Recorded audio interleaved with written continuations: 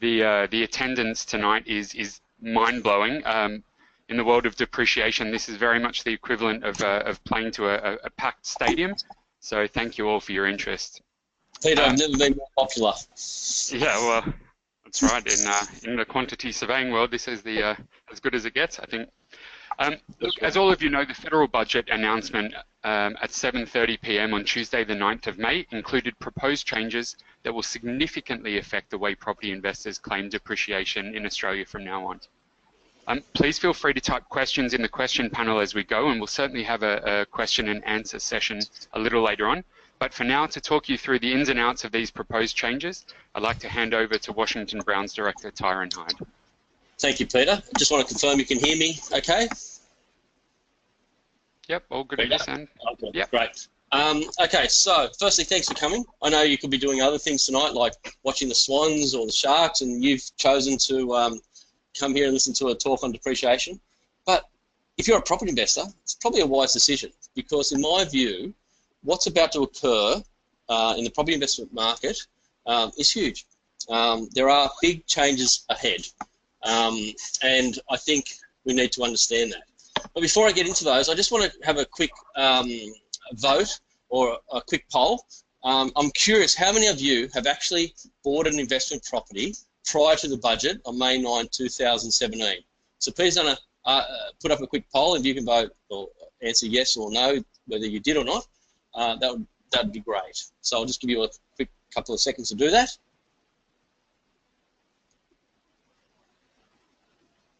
Thank you. Now, let me tell you, you're the lucky ones, because what you've entered into will not change. And if you bought an investment property prior to the budget, you're lucky, because these changes will not affect you. But I'll go into that a little bit further down the line. But there are changes ahead, and we need to be aware of them. And as property investors, we need to strategize about how it's going to affect our future investments, because the budget has changed the game. The investment equation has altered significantly since the budget, and I will explain that more shortly. But before I do that, a little bit about myself. My name's Tyron Hyde. I'm the CEO of a company called Washington Brown. We're quantity surveyors, and as quantity surveyors, what we do is we work out what things cost to build. A large part of our business is in the preparation of depreciation schedules. So we go out to buildings and we identify what the construction cost of the property was and what the plant equipment that you buy in that property contains. So we give you a report that says you can claim certain amounts of deductions based upon the construction cost, but also what's included in that property as well. But in summary, as quantity surveyors, what we do is we work out what things cost to build. And the reason that I'm here tonight was a ruling in 1997 called TR 9725. And that identified quantity surveyors as being the appropriate body to estimate construction costs where the costs are unknown. It was a good ruling for me, because it identified that we've got a lot of work. But in the good old days, i.e., let's talk about the good old days. In the good old days, roughly a month ago, what we used to do, we'd go out to a property, as I said, and we would distinguish between the plant and equipment in the building and the building allowance, the structure of the building. Now, the plant and equipment in the building are things like the ovens, the dishwashers, the carpets. Now, this is the stuff that's going to wear out quicker, right? The other part of a report of a depreciation schedule is what's called the Division 43 allowance. That's the building allowance. That's the structure of the building. That's the brickwork, the concrete, the windows, etc. Now, in order for you to claim those allowances, the property has to be built after 1987. So what's changed?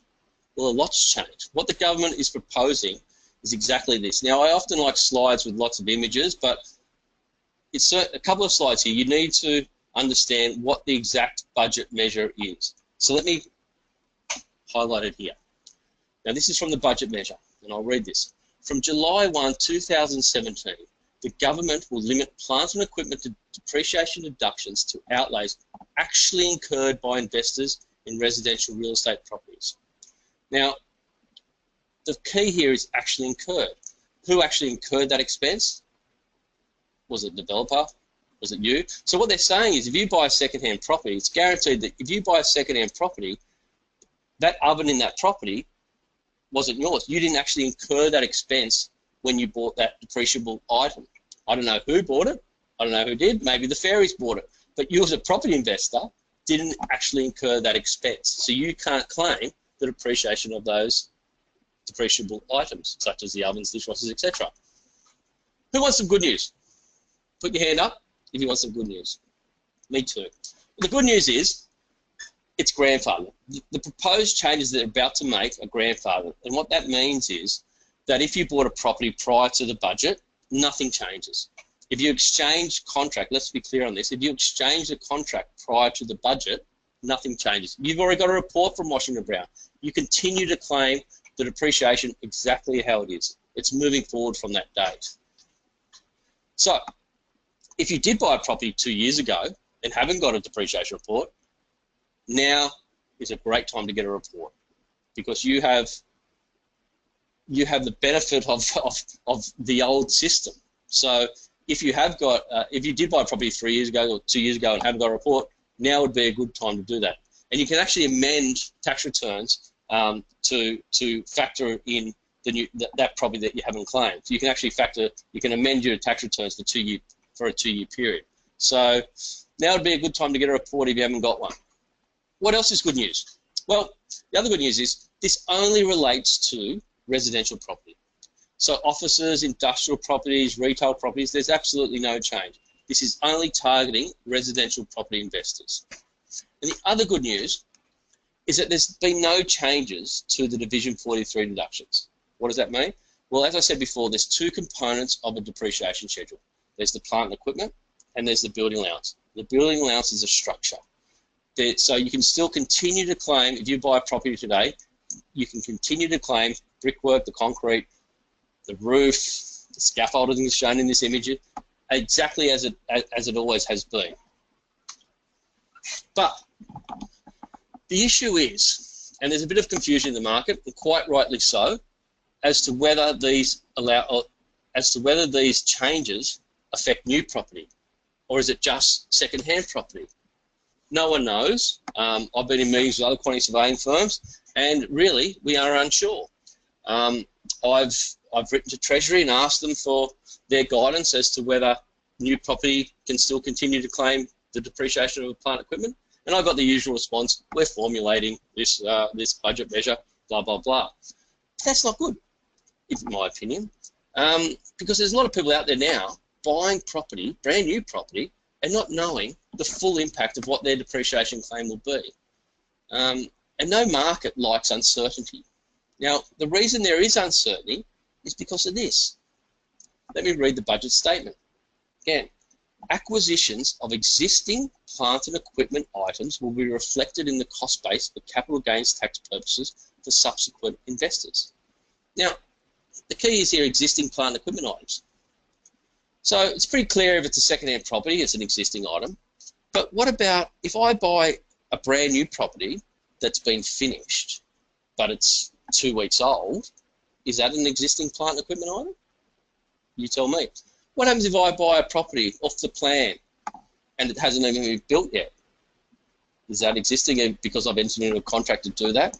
What happens if I flip that property or 3 years' time? Who can claim those existing plant and equipment items? It wasn't clear in saying brand new property is okay, second-hand property is not. That's why there's confusion in the market. The bad news. Boo! Who wants the bad news? No one wants bad news.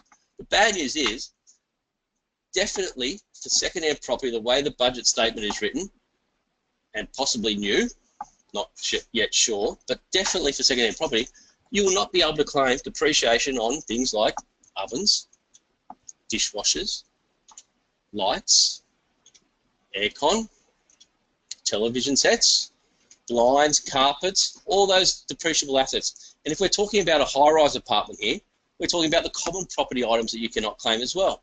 And that might be things like the lift, your portion of the lift, your portion of the smoke detectors, your portion of the common carpet in the hallway, garage motor doors, right? So all those plant equipment items will in the future be part of the cost base. Who wants some great news? We all want great news.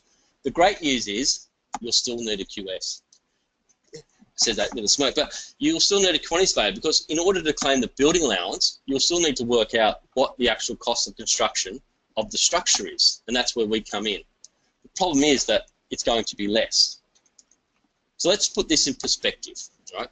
When you build a house, roughly 20 or 50, probably about 15%, I say 80-20 there because when I went to iStock, there was no 85-15 rule, but approximately 15% of the construction cost of a unit or a house relates to the plant and equipment of the building. That's the ovens, dishwashers, etc. The other 85% is it relates to the construction cost of the structure of the building. So it's not a massive difference in terms of the overall claim that you'll be able to make over 40 years. The main difference is in the early years, and that's when a property investor needs those claims. So here's some charts showing what the difference will be. So let's say you buy a brand new unit today for $850,000. Pre-budget, your first year claim would be about $20,000. Today, post-budget, if new property is not allowed, will be about $9,000. Second year, $17,000. Second year, post-budget, $9,000. You can see here on this chart, by about the 8th, 9th year, it's getting very similar. But it's in the early years where the big difference is. And that is when an investor needs it. See, after 10 or 8 years, the rent's gone up, and it's not as crucial to get those big deductions. Now let's look at another scenario. If you were to buy a property built in the year 2000 that cost $850,000, today, or pre-budget, you'd get about a $15,000 year one deduction. Post-budget, you get about $6,000 in my opinion. It's about a third. Again, year two, $13,000. Year two now, about $6,000. Big differences up front when you need it. By about the year 8, year 9, it's very similar. But again, it's the early years when an investor needs that to make it affordable. Now let's look at a property built in 1986. And as I said before, a property has to be built after 1987 in order for you to claim the structure of the building. So in this case, a property built in 86 will give you $0 now if it has had no renovation.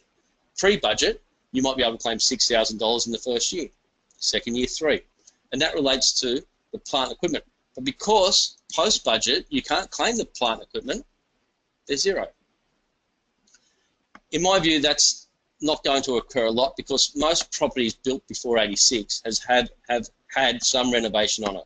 It's very hard to rent out a unit that was built in, say, 1980 that hasn't had some capital improvements on it, a new kitchen, new bathroom tiling, etc. So this is a bit of an exaggeration because most properties built before 86 have had some capital improvements to it, but it highlights the difference between a property built before 86. Now, why is the government doing this? There's a couple of reasons in my view. First reason, as the budget statement says, is this is an integrity measure to address concerns that some plant and equipment items are being depreciated by successive investors in excess of their actual value. And you know what? I agree with them. 100% agree with them. And the reason is that there hasn't been a lot of legislation or guidance on how you actually value second-hand plant and equipment attached to buildings, attached to land. And let me give you an example of this. And this actually occurred, I'm sitting at 321 Pitt Street right now, and last week a unit in our block, in our strata building here, sold for $600,000. The next day, someone came along and gave that guy $800,000 check to take it off him. So he made $200,000 in one day. Now, how do we as quantity surveyors value the carpet that was sold with the $600,000 purchase, and then the next day value it when someone bought it for $800,000?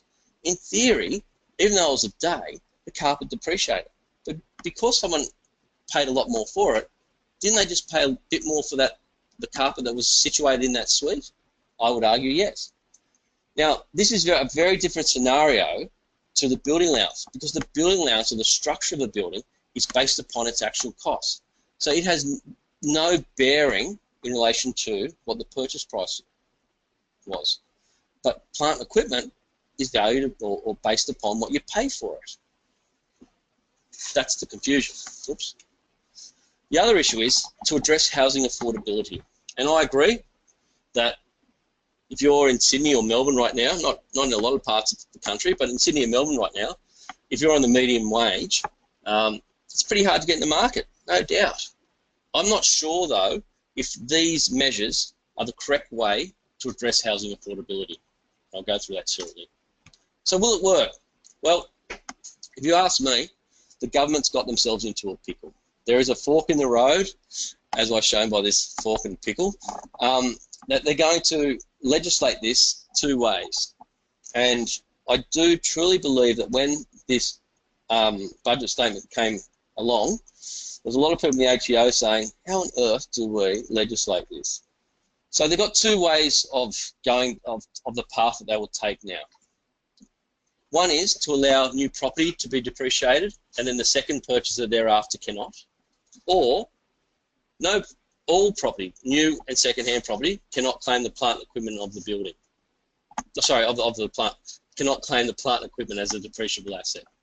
So let's look at these options. So if they say that new property is okay, well, don't you think that new property will struggle to sell?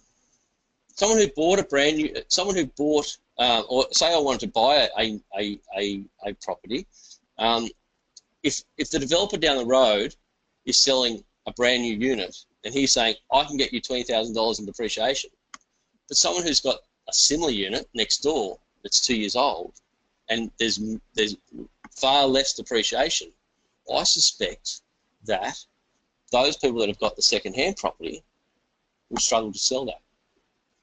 And that worries me a little bit because I know there's been lots and lots of mums and dads have been advised by their financial planners to take money out of their super fund and to buy this brand new unit. And if they need to sell that in a couple of years' time, a 2-year-old property, they're, in my view, going to struggle.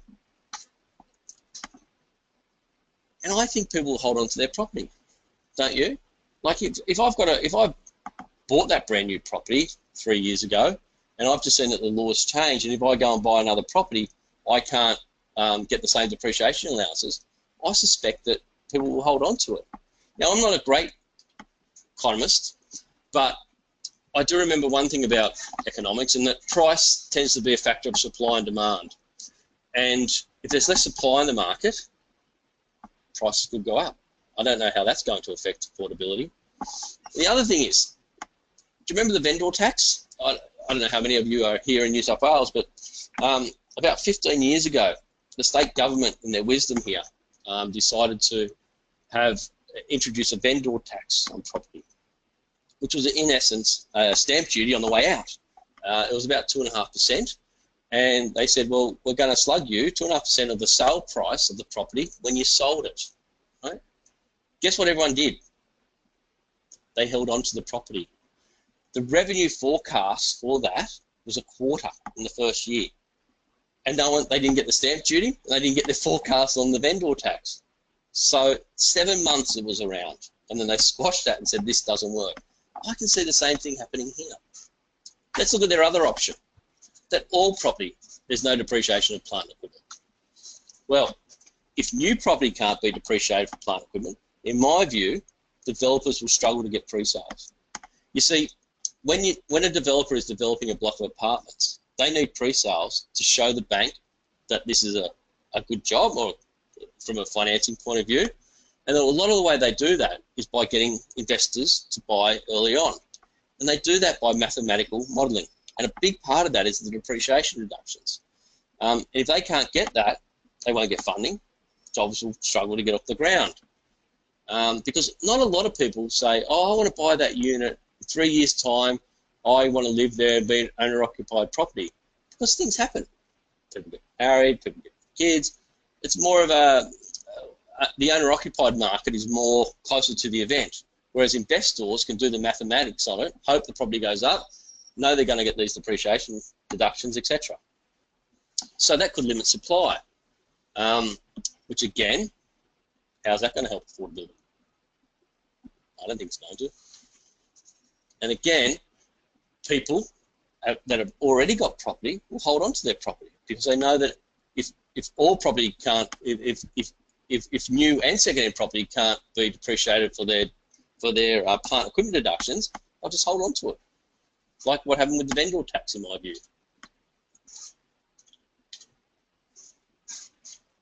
So, I don't think there's been a great cost-benefit analysis of this proposed change. This is from the government. This is from the budget statement. Their forecast, Treasury has forecast, over the 3-year period, they're going to save $260 million from this over a 3-year period. How on earth they got that number is baffling to me. But in the overall scheme of things, I don't think they've weighed up what the risk of changing people's mentality of how to buy and sell property is. You see, there could be lost revenue in capital gains tax.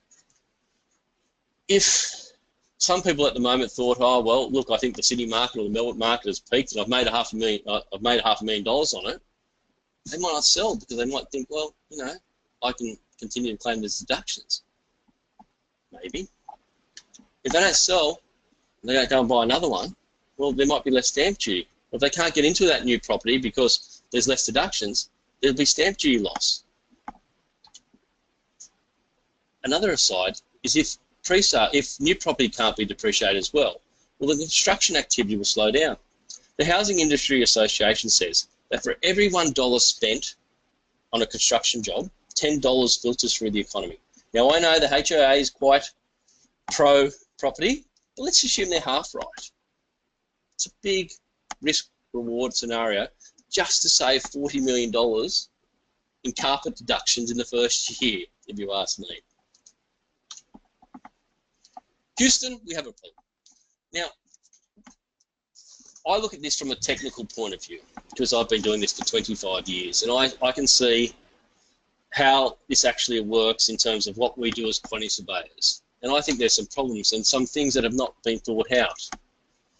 And when I've been giving these talks, a lot of people say to me, well, I'm just going to split the contract. I'm going to buy a unit or engage a builder and say, well, just don't have the plant equipment separate, and then I actually buy that stuff. And that could occur. How that it depends on the legislation as to how that actually occurs. But I think the government will say that if the plant equipment was in situ at the time, it's part of the property. Don't know, but already, whenever I've given these talks, people are already trying to work out how they can get around it without even the legislation being written. And I don't think that's a very good system that we're going into. Another issue is, let's say new property is allowed to be depreciated. What happens if I buy a brand new property? I live in it for 5 years. I did acquire that, but then I moved out. Can that person claim it? I'm not sure. Now, this is the trickiest one to me. I guarantee no thought has been on this. What happens if I buy, because as I said before, commercial property can be depreciated, but residential can't. What happens if I buy a property that has a doctor's suite or dental suite out the front, or a retail space that has retail down the bottom and a residential property at the top? So in that scenario, we could have the same carpet at the top, same carpet down the bottom in the retail or the commercial space, and the carpet downstairs is okay, but the carpet upstairs is not. We could have a system where the ducted air conditioning goes throughout the whole building, but half of it is okay and half of it's not. And then when you sell it, you'd have to somehow split the capital gains cost base into the two, and you could have a control system that's just in the residential but not in the commercial. What a nightmare. Not a lot of thought in there if you ask me. So I can see a CGT nightmare coming along with this, quite frankly, particularly in those areas where there are multifaceted buildings. Here's another thing. What about building contract? What happens? So it says here, so if the plant and equipment is actually acquired by you. So if I engage a builder to build a house, did I acquire that plant and equipment, or did the builder? Not sure. I would assume where I engage a builder and having a building contract, I would actually have I would be acquiring that plant equipment, so it would be okay. But that's an assumption. What happens where, but that would be a different scenario to where a developer builds a block and you buy it new.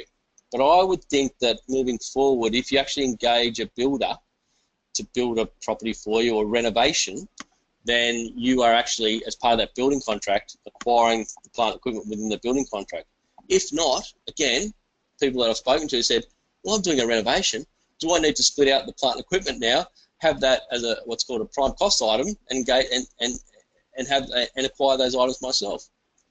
Seems a lot of work for the minimal reward that the government will get. So I stop talking about the problems. What's the solution? Well, I've been involved with some meetings with the Australian Institute of Quantity Surveyors and some other CEOs of leading firms, and it's quite simple if you ask me. And in reality, it probably should have what's always occurred. And that is, I'll give you an example. So in my view, the plant equipment item within a building should be based, so the original purchaser should be able to claim the depreciation on it. So let's, in this scenario here, I've got carpet here as a good example. If the opening value of a brand new unit, the carpet was $3,000, and it was sold after 5 years, the cost of that second purchaser should be about $1,500, because it's gone through half its effective life, because carpet has an effective life of 10 years. So the value should be about $1,500. And that reflects the historical cost of the carpet. And that's what we do now with brickwork and concrete in the structure. We look at what it originally cost to build. And I think the same thing should happen with carpet. Similarly, if the property, when I bought it, was 12 years old and carpet had a 10-year effective life, when I buy it today, it should be zero, because it's already past its use-by date. At the moment, we look at the carpet and say, well, based upon the purchase price, you've paid X, Y, Z for your carpet, even though it's 12 years old.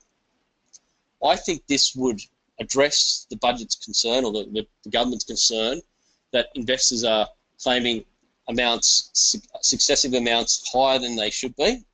I agree with that. That would address that. I also think this would be able to meet the budget's forecast measures. Yeah, I think it's a logical solution. As quantity surveyors, we're also trained to look at this stuff, and there's a system in place to implement that. And this would also not disrupt the new property selling market and the construction activity. So we, as an institute and other learned colleagues, have written to every politician, Senate and lower house, suggesting this is a method that will not disrupt the property market. Here's hoping. Can't guarantee it, but it would make logical sense to me. Now, Peter's going to run a poll, because I'm curious. Look, I've got my views on this topic, and I think, well, I'll let you decide. We want to run a poll. We did this at lunchtime today, and we asked people what they thought of this. And so basically we're going to run a poll now. The poll's open, I can see on my screen. And the poll is, I want you to answer, and we're going to send these results to you tomorrow. And the question is, do you think limiting plant and equipment depreciation deductions to outlays actually incurred by investors will help housing affordability? So just going to let you vote on that for a second. And as I said, we're going to send you the results tomorrow. Is that right, Peter? Yep, along with a special offer for attending the webinar too. Great. So let me know when we can go to the next slide. Now, I chose this kid, even though he's got the American flag. I just thought he was really cute, and just thought I'd like him to put him there. Done. All right, let's move to the next one. So hopefully you voted on that. Thanks. Now, I wrote a book called Claim It. It's very relevant today, but because a lot of it talks about my property investment journey and property investing in general, but obviously parts of it might be a little bit outdated thanks to the budget. So I've been approached by my editor, publisher, sorry, to write another book, and I need a new title. So what I'm going to offer you today, if you can email info@washingtonbrown.com.au, or just reply to or answer in the GoToWebinar box there a suggested title, I'm going to send you a signed copy of my book. Now, I'm not sure if the signature adds value or not, but I'll certainly send you one. So And I'd like to remind everyone that this was also a bestseller, isn't that right, Ty? Absolutely, it was a bestseller. I think it had to reach 7,000 sales to be a bestseller, but the fact that my mother bought 4,000 copies is absolutely irrelevant. The wonderful thing about that when she did that, Peter, was she said she read it, she said, "Wow, Ty, that's great. I actually know what you do now," which was wonderful. So some of the titles being bandied about are Claim It 2, Keep Claiming It. My favourite so far is Claim It 2, Electric Boogaloo. But I would like you to recommend some. One of the ones at lunchtime today was it Claim It 2, the demise of Scott and Malcolm, something along those lines. But if you could suggest a title, that will you never know, you might have a book named after you. So wonderful. So if you could just, I will send you a signed copy of that. We're also going to, Peter, send a discounted rate to people after this webinar tomorrow. I believe that right. That's right. You know, it's that's running a webinar or a web event 101 is including a special offer. It's a way of us thanking you for your interest and attendance. So sometime tomorrow you'll receive an email from us that'll contain a link to request a quote, and we'll be applying an exclusive discount to quotes received by that. And I think that's valid until next Thursday, 5 p.m. next Thursday, I believe. Great, that's great. Yep. So look up for that tomorrow. So now we're going to throw some questions. Whenever I've given this talk, I've had some fantastic questions. I gave this talk in Melbourne last week as on stage, but one guy put his hand up and he said, "Tyron, so what I'm going to do is I own an old property, and what I'm going to do is I'm going to rip out all the carpet and the blinds and the dishwashers, all that plant equipment stuff, and sell it as a bare bones property, because then when that new purchaser comes in, they can buy all those stuff themselves and claim all the depreciation." I thought, interesting point. So I was wondering if you guys have any, guys and girls, have any questions that you'd like to throw at us. I'm not sure that I can answer it, but I'll do my best. But because there is a little bit of uncertainty about this topic, I'll certainly endeavour to do my best. Well, Ty, we've certainly got a huge array of questions here, which is fantastic, and we'll try and get through as many as we can. So we'll jump right in. Same question or similar question asked by Mim Lee and by Michelle, and they're saying purely from a depreciation maximization perspective, with these new rules in place post-budget, what type of property investment property should I be looking for? Well, it's a good question. Firstly, I'd say that tax-driven investments are not what someone should focus for. Obviously, commercial, industrial properties will still be able to claim depreciable benefits and building allowance benefits, just like residential properties, you still claim the building allowance. But for me, the investment focus of an investor should not be about the tax-driven benefits. You should be focusing on other things, such as the infrastructure, yields, etc., and then make the tax benefits work for you. Easier said than done, but that should be the focus. But clearly, commercial properties and industrial properties will still be able to reap the benefits of depreciable plant and equipment assets. The funny thing about this is I think the government has targeted residential properties for this, and in reality, let's face it, they're really targeting Sydney and Melbourne, because someone who's owns a property in Perth isn't jumping up and down saying, "I've got all these depreciation benefits," when their property's gone backwards, right? So in my view, it is a Sydney and Melbourne kind of focus, tax driven budget measure. But the interesting thing about that is, if you look at what the RBA is saying, they're more concerned, or as concerned, about the commercial property market. Some of the yields that people are buying commercial properties on at the moment are ridiculous, but they've let commercial properties continue the way they are. And that's possibly because there's a lot of big players in commercial, and if you were to tell Lend-Lease that when they buy a shopping centre, they can't claim the air conditioning in their shopping centre, that would be difficult. So potentially commercial property, you know, who knows in the future whether they'll shift attention to that too. Who knows? Who knows? All right, well, I hope that answered that question, guys. All right, so we've got a question here. Oh, this is a good one from Mark. Mark's asking, do these changes apply to all scenarios of ownership for residential property? For example, is it the same for owners, whether they're an individual owner, joint owner, a company, a trust, a super fund? Great question, Mark. It's something that I haven't thought about, to be honest. I think it does. It clearly just says it's residential, not the structure that you own it in. But it's a really good question. I've never thought about that. But it's the differentiation is not the entity that you own it in. The differentiation is that it's residential property. So the answer is I don't think it matters whether you own it in a trust fund or super fund. It's clearly written that it applies to all residential properties. But a good question. Yeah, I thought so too. All right, Janie is asking, when we talk about properties purchased before Tuesday, May 9th, when these changes were announced, do we mean settlement date or contract exchange? Definitely contract exchange. So if you bought that property prior to, but if you exchanged that property but you settled today, you're okay. We had a client last week ring us up in a panic saying, I exchanged on the 9th of May the budget. What kind of report are you going to do? And we said, well, you're going to have the old good report, and be able to claim both plant equipment and the building allowance, provided that you exchange before 7:30 p.m. Now, most people do, but sometimes it does occur later.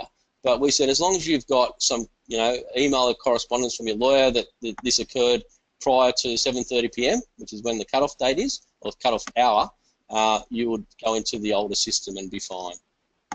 So it's definitely on exchange, not on settlement. And on that note, if you've entered into a building contract, the same applies. It's not from when handover is. It's when you would have signed that building contract. So when you entered into that building contract would be the applicable time, not when the building was handed over to you. Right. Okay. Well, thanks for clearing that one up. Okay, we've got a question from David. David's asking, I bought my investment property 3 years ago and have never had a depreciation schedule prepared. Can I get one now, and how many years back can I claim? Absolutely, you can, David. So you're in that boat where I said before that this is a golden opportunity for you. What we will do is we will base that report upon when you settled on that property. You will get a report that says from us that you settled on in 2014, and those deductions will start from that date. You can then amend. You need to speak to your accountant about this, but because we're not accountants, but you can, as far as we're aware, you can amend your tax returns for 2 years. So if you're up to date, you can amend 2 years back. If you did your last tax return in 2015, you can go back to 2013. But again, we're not accountants, and you need to discuss that with your financial advisor. That's the advice we get from many different firms. Right. Okay. Great. We're getting some really fantastic questions here. Vicky is asking, and I think it must relate to one of the graphs you showed, the comparison charts. She's saying, is there a reason that the pre-budget side uses the diminishing value method and the post-budget changes side use the prime cost? Vicky, you get a Cupid doll. Very clever question. The reason is no. The reason is that because in the post-budget, so in the pre-budget, the plant equipment can be claimed by the diminishing value method and the prime cost method. Post-budget, if all we're talking about is the building allowance, you cannot claim the building allowance via the diminishing value method. It has to be claimed by the prime cost. So, very impressed with that question. And it wasn't a typo. Pre-budget, yes. So pre-budget, you've got the allowances there of 20K the first year for the brand new property. Half of that would be prime cost, which would be the building allowance. The other half would be the diminishing value method, which would be the depreciation of the plant equipment. Moving forward, If there's no depreciation of the plant equipment and it's part of the building, it's part of your CGT equation or part of the cost base, and all you're claiming is the building allowance, you don't have a choice of claiming the building allowance under the diminishing value method. All you can do is claim that under the prime cost method. So very good and well spotted, Vicky. And Ty, that's because it's at a set rate and therefore the same each year, isn't that right? Correct. So the building allowance is a set rate of 2.5% over a 40-year period, which is why it's slower. It's a fixed rate. So as an example, if a house costs $200,000, or the structure of the building costs $200,000 today to build, you get to claim that at 2.5% over a 40-year period. So each year is $5 grand, $5 grand, $5 grand, $5 grand. Whereas the ovens and dishwashers all have varying rates of depreciation, all have varying rates of effective lives, and so it's a very different scenario. And those plant equipment items you can claim using the diminishing value method, or you can use the prime cost method on that. Complicated, I know, but well done, Vicky. Good question. Ty, Lisa is asking, if we already own a unit and we renovate, say now, after the budget, are we entitled to claim any scrapping allowance, any residual value, and can we claim depreciation on the renovation, the new items we've purchased? So Lisa owned that property. Hi, Lisa. You owned that property prior to the budget, was it? Correct. Yeah. So yes, you can. So the scrapping or the residual value, again, if you bought the property prior to the budget, there's no changes in what you can do in terms of removing items and claiming it. Your original claim is not altered. If you removed items from a property that you already owned, you would still get a balancing adjustment on that. There's no difference there because those plant equipment items do not form part of your cost base. It's a different CGT equation. Another example, say I bought a property today, say I bought a property prior to the budget. Say I bought it in the year 2015, and I renovate that property today. The question there was also asked, can I claim the depreciation on the renovation if I bought it prior to? The answer is yes. The budget statement clearly says that if you bought a property prior to the budget and you then go and replace the oven and depreciate that, you replace that oven, you can claim the depreciation of that oven. What it does also clearly say is that the purchaser after you cannot. Right. And that's where a little bit of confusion is in terms of where it words the subsequent investor. So it clearly says that a subsequent investor cannot claim the depreciation of the plant and equipment, which has led a lot of people to think that new property is okay. But I'm not reading that way. But to be honest, every day I change my mind. I think, oh, they're going to allow new. Oh, no, they're not going to allow new. And there's lots of reasons why I could argue both reasons as to why they will and they won't. And I can go on all night about that. And the answer is, I don't know. And it's frustrating, but I guess we have to have a definitive answer and clarification from the Treasury Office as of, what, the 1st of July? Absolutely. In reality, it should have occurred already. It should have occurred already because right now, people, as you know, Peter, we produce reports for developers, and we say, and we've done this since the budget, we've said, and they want to know when they're selling property, how much allowances they can show potential investors they can get in depreciation, right? So there's people out there right now with marketers and developers saying, based upon our forecasting, you can get a $15,000 depreciation deduction year one.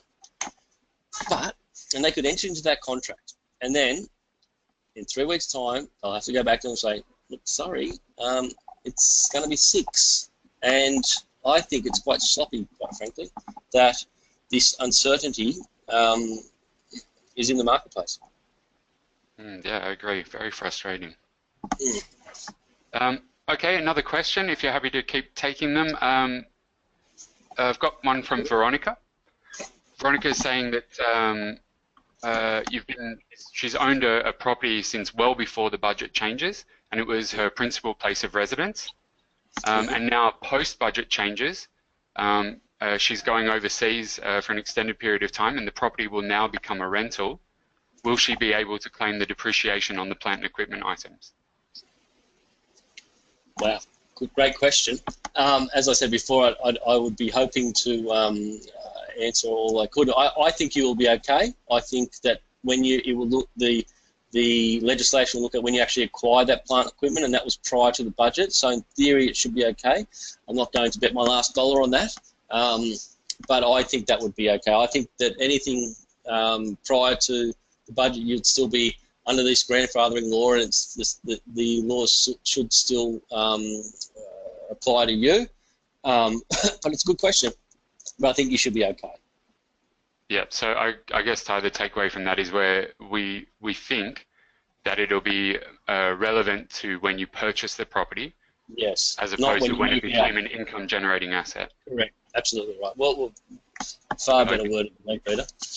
Yeah, well, I've had time to think about it. You've been speaking, so. All right, we've got a question here from, let's take this one from Alan. Alan's asking, how does all of this affect negative gearing? Wow. Okay. Good question. So, if you ask me, let's think about negative gearing. So, what most people know about negative gearing is that you can claim the losses of the property against your taxable income where there is a loss. Now, the interesting thing about this is that in the current interest rate environment, up until 2 years ago, most people were getting a 5% yield on properties, and as rates have come down to 3.5% or 4%, well, there's actually not a lot of negative gearing in terms of what the outlays of your mortgage are versus your rent, right? Until today, I was at a seminar last week, and the finance broker was saying they can still get 3.8% mortgage as long as you've got 80% equity. As long as you've got 20% equity in the investment property. So at 3.8%, if you're getting rent, maybe not in Sydney, but in a lot of parts of the world, because there are other places other than Sydney and Melbourne where people are getting 5%.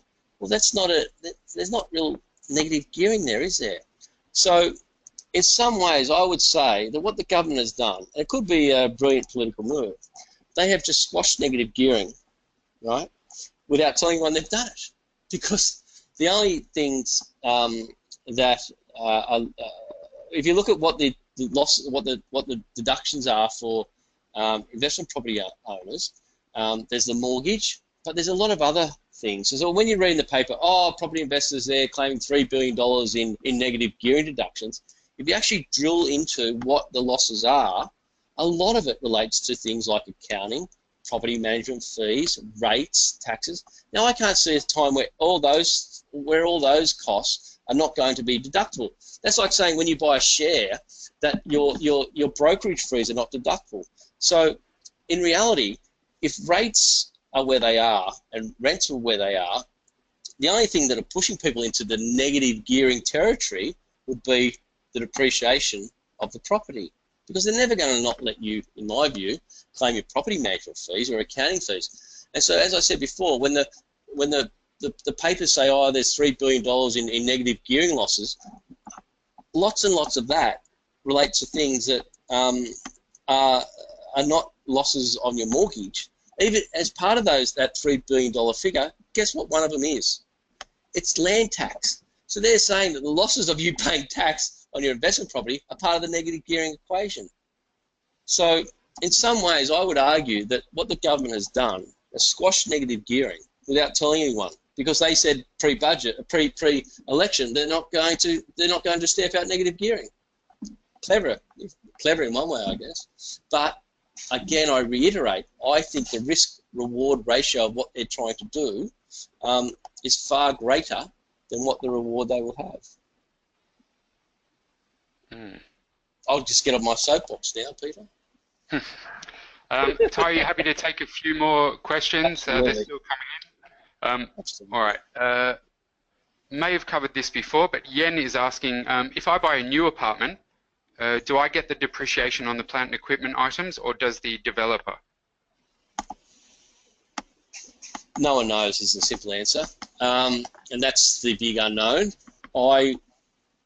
As I said, I change my mind on that all the time. Look, if the developer builds it and develops a property, he's going to be able to claim the depreciation. If he then sells it to you as the purchaser, I would hope that you as a purchaser will be able to depreciate those plant and equipment items.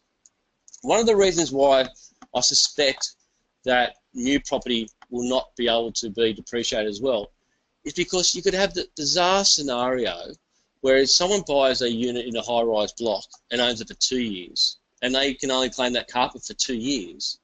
But the next person who's bought the same unit down the hallway, he owns it for 5 years. He can claim the carpet for 5 years. Now, there's no other precedent in that scenario. That doesn't occur in any other depreciable asset regime. It's very unusual. So that tends me to think that they will just say no new property cannot be claimed as well. But that's why I think there's not been a lot of thought in this, because they probably went into this thinking that that it's only going to apply for second-hand properties. But then they've thought about the mechanics of it and thought, how are we going to do this? And I'm waiting with bated breath to hear how they are. Don't they call that policy on the run, don't they? I think they do. I think they do. And look, they had to. I think what's happened is that the government had to be seen to be doing something against property investors. They had to be, you know, rather than them squashing negative gearing, this was their way of saying, "Oh, we're trying to address housing affordability by limiting deductions on depreciation." We're not saying there's no negative gearing, but we're going to do this. But I don't think there's been a lot of thought on the mechanics of it. Well, time will tell. It will. All right, Ty, maybe one last question, and it's a doozy, I think. Lee Chen is asking, if I buy a property built before 1987 today, there would be no building allowance to claim on. If the previous owners have conducted an extension of the building, am I able to claim on this? And then second part to the question, Ty, is how would I know if previous owners have done this? So the first part of the question, if it was an extension and it's the building allowance component of it, well, the laws haven't changed in that regard. You can still claim the building allowance component of the extension regardless of these changes. Because as I said before, the building allowance hasn't been affected by that. What might be affected is if there was carpet in that extension, that might be an issue that would have to be worked out. But the structure of that renovation, there's nothing changed because the building allowance component hasn't changed. In order your second part of the question was, how do we work that out? You engage Washington Brown. That's what we do. We go out to that property because, generally speaking, those costs aren't transferred over at settlement. So we go out to the property and we measure the areas and we look at what the structure is and we work out what the actual cost of the construction was. Sometimes we don't know when it occurred, but we try and decipher when that renovation occurred, and that's what we write reports saying. We say, well, it was built. The renovation occurred in 2000. The approximate cost was $150,000 for that renovation, and the ATO, I would say, generally accepts our view, but in 25 years, they've never knocked back one of our reports, so I'd say they do accept our view on that. Yeah, right. So, and just to clarify there, you can start claiming the 40 years worth of depreciation available on those extensions from when we identified that they were put in. Correct. So, if that extension occurred 10 years ago, Lee Chin would have 30 years. If he bought that now, he would have 30 years left. Lee Chin would have 30 years left of the claim left of the building allowance on that. So even though there might only be 10 years left of claim on the original structure, for example. Well, there might be no claim on the original structure. So our report would say that there's nothing on the original building, but the structure of the property or the renovation of the property that occurred 10 years ago, you have 30 years left to claim that now. And the new budget laws or budget proposal doesn't affect that at all. Okay. What might be affected is the carpet within that renovation. And this is where it's all getting very, very, very, very interesting.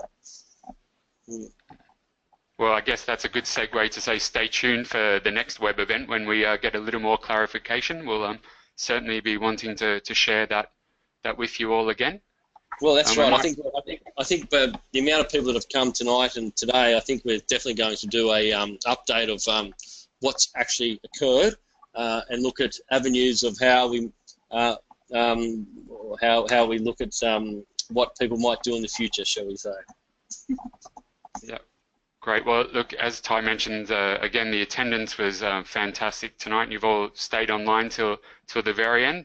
I hope it was valuable. Once again, watch out for that email from us tomorrow containing the link to request a quote and receive that exclusive discount. And just to mention finally, if you have any questions about your specific scenario and depreciation, where hopefully you can tell from tonight that we're pretty passionate and a little bit nerdy about this stuff, and we really love talking about it. So if you do have any questions, please feel free to get in touch. One of our sales team would be happy to talk about your specific circumstances. And just finally, look, really thanks for coming. It is an interesting time that we're all entering into. I'm going to keep hopefully all our clients and others abreast of these changes, because it certainly is, in my 25 years of being at Washington Brown, in my view, the most significant change that we as property investors are going to face.